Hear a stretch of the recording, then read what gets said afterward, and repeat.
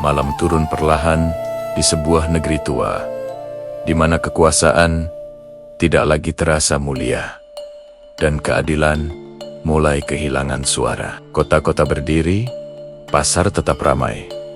Tetapi di balik hiruk-pikuk itu, manusia menyimpan kelelahan yang tak terlihat. Mereka lelah pada pemimpin yang mudah marah, pada hukum yang berubah-ubah, pada janji yang patah sebelum sempat dipercaya. Di zaman seperti inilah, sejarah tidak selalu melahirkan pahlawan dengan pedang. Kadang, ia hanya menghadirkan seorang manusia yang bersedia bertahan. Namanya adalah Zulkifli. Al-Quran tidak menceritakan kisahnya dengan panjang. Tidak ada kronologi rinci. Tidak ada dialog dramatis yang diabadikan ayat demi ayat. Namun, justru dalam kesederhanaan itulah sosok Zulkifli alaihissalam berdiri dengan cara yang berbeda. Ia disebut bersama nama-nama besar seperti Ismail dan Idris. Dan Allah menyematkan satu sifat yang sama pada mereka. Sabar. Bukan sabar yang pasif. Bukan sabar yang hanya menunggu keajaiban. Melainkan sabar yang diuji setiap hari. Oleh manusia, oleh kekuasaan, dan oleh dirinya sendiri. Nama Zulkifli bahkan bukanlah sekadar panggilan. Ia adalah sebuah gelar yang berarti orang yang memikul tanggungan. Seakan sejak awal, hidupnya memang ditakdirkan untuk menanggung sesuatu yang berat. Bukan harta, bukan wilayah, melainkan amanah. Sebuah beban yang tak terlihat, tetapi menekan dada siang dan malam. Dikisahkan, di masa itu, seorang pemimpin tua atau nabi sebelumnya menyadari bahwa dirinya tidak akan lama lagi memegang tampuk kepemimpinan. Ia pun mencari pengganti, bukan yang paling kuat, bukan yang paling cerdas berbicara, melainkan yang sanggup memenuhi 3 syarat yang tampak sederhana, namun nyaris mustahil: berpuasa di siang hari, beribadah di malam hari, dan tidak pernah marah saat memimpin. Banyak yang diam saat syarat itu ditawarkan, sebagian ragu, sebagian lain mundur sebelum mencoba. Tapi, seorang pemuda maju. Ia tidak berjanji akan mengubah dunia. Ia hanya berjanji akan menjaga dirinya sendiri. Tidak marah saat memutus perkara. Tidak tidur di siang hari, agar tak lalai dari tugas. Tidak melanggar janji pada Allah. Seberat apapun tekanannya, pemuda itu adalah Zulkifli. Janji itu diterima. Dan sejak saat itu, ujian sesungguhnya pun dimulai. Hari-hari Zulkifli diisi dengan manusia dan masalah mereka. Perselisihan yang berulang, keluhan yang sama. Orang-orang yang datang dengan emosi, dengan suara tinggi, dengan tuntutan yang seringkali tidak adil. Di kursi kepemimpinan, ia belajar bahwa kelelahan paling berbahaya bukanlah kelelahan fisik, tetapi lelahnya hati. Namun Zulkifli tidak pernah meledak.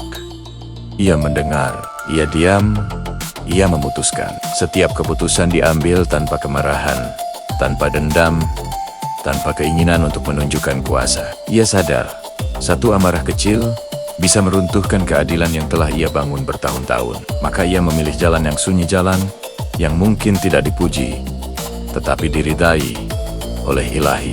Riwayat menyebutkan, Iblis pun tidak tinggal diam. Ia datang bukan sebagai musuh bersenjata, melainkan menyamar sebagai manusia biasa yang mengetuk pintu di waktu paling melelahkan. Saat Zulkifli baru saja hendak beristirahat, setelah seharian melayani rakyatnya, ia datang membawa keluhan, memancing emosi, mencari celah kecil dari janji yang pernah diucapkan Zulkifli. Tapi pintu itu tetap dibuka. Keluhan itu didengar, dan keputusan tetap adil. Tidak ada amarah, tidak ada cacian, tidak ada penolakan yang kasar. Setiap kali ujian datang, Zulkifli menjawabnya dengan ketenangan yang justru membuat kejahatan itu sendiri lelah. Disinilah kemenangan sejati Zulkifli terjadi. Ia tidak menang dengan menaklukkan negeri. Ia menang dengan menaklukkan dirinya sendiri. Hari demi hari berlalu, kepemimpinan berjalan tanpa gegap gempita. Tiada perang besar yang dicatat sejarah. Tidak ada mukjizat spektakuler yang membelah alam. Namun, di bawah kepemimpinannya, manusia mulai merasakan sesuatu yang jarang mereka rasakan sebelumnya. keadilan yang konsisten, dan keadilan yang konsisten adalah hal paling langka dalam sejarah manusia. Zulkifli tidak hidup untuk dikenang. Ia tidak membangun monumen. Ia tidak meninggalkan pidato yang panjang.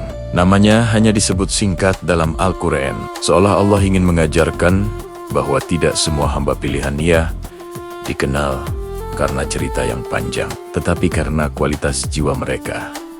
Ketika masa tugasnya berakhir, tidak ada sorak-sorai, tidak ada catatan heroik. Ia pergi sebagaimana ia hidup tenang, penuh tanggung jawab, dan bersih dari pengkhianatan pada amanah.